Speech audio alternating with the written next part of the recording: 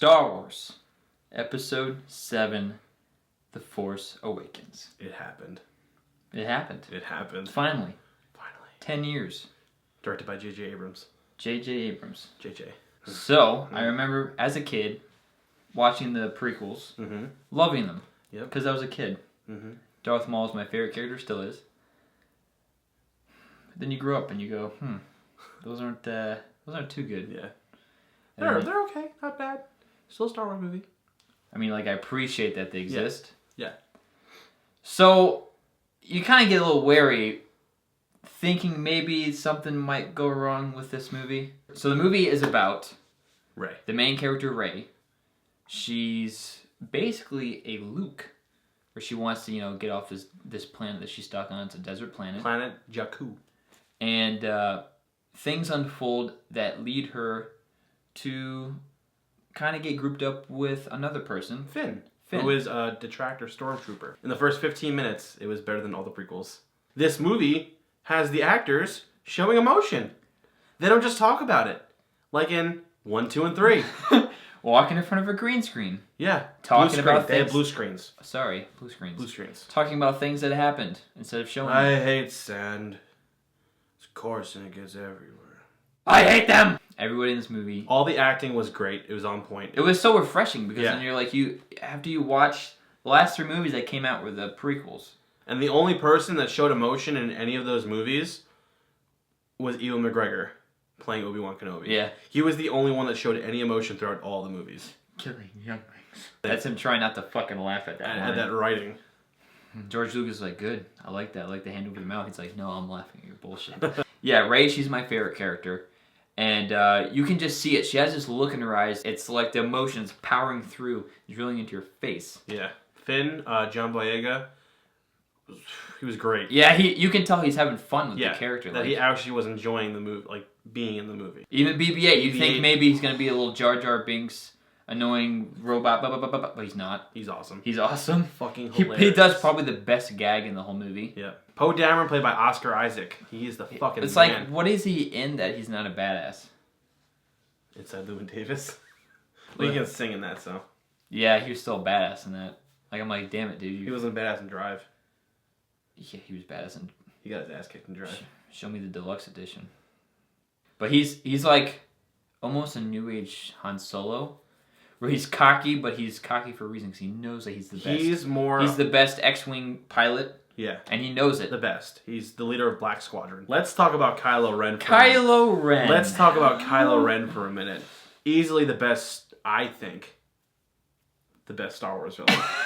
I'm going there. He's like an immature child. Yeah. And it shows he's an immature child with too much power. Yeah. And he doesn't know how to control it. He's not just an evil man walking around going, do this for me. No, he fucking wrecks shit.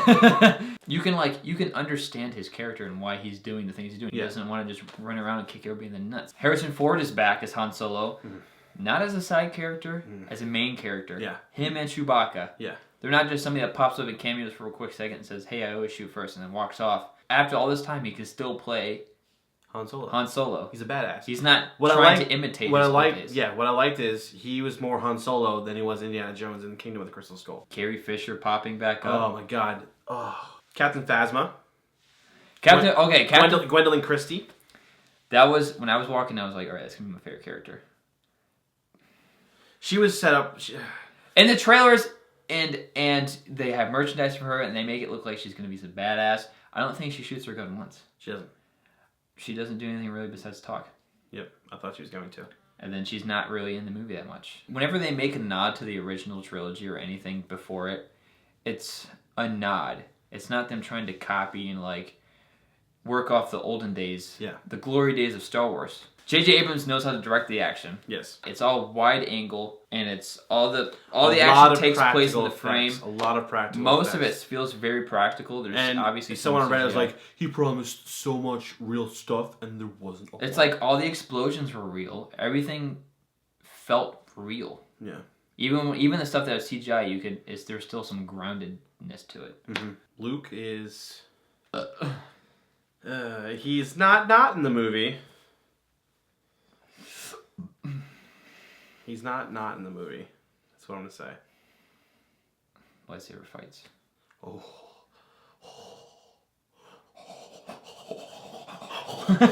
They are fucking awesome. Yeah, so the lightsaber fights in this, in the original trilogy, it was more of a spar, I guess. That's Yeah. Bam. In the prequels, it was Cirque du Soleil with fucking glow sticks. Yeah. And in this one, it's like sword fighting with great swords. God. And you can tell while they're fighting that they're trying to hit the other person. They're trying to stab. They're trying to go for their open spots. People actually get hurt in this movie. Yeah. People get wounds. They get hurt. They bleed. There's blood in this movie. There's blood. There's never blood in Star Wars. Never. Yeah. All right. So minor gripes. We're over here fanboying over Star Wars, which is, it's a given. It's gonna happen. Yeah. Minor gripes. But we also watched it with an open mind. And we tried to, after the movie, put some of that fanboyism aside and say, okay, what was wrong? Because there's a couple things wrong. Let's get the first thing out of the way. CGI characters. There's two CGI two characters. of them in particular. Mocap. And one of them's played by Andy Serkis, and the other one's played by Lupita Nyong'o. And they stick out like a sore thumb. Yeah. It's one. Okay, the one that she plays isn't too bad. Yeah, but she sticks out. Yeah. And the other one that Andy Serkis plays is actually really bad. Yeah. What the fuck is that? That's the silence from Doctor Who.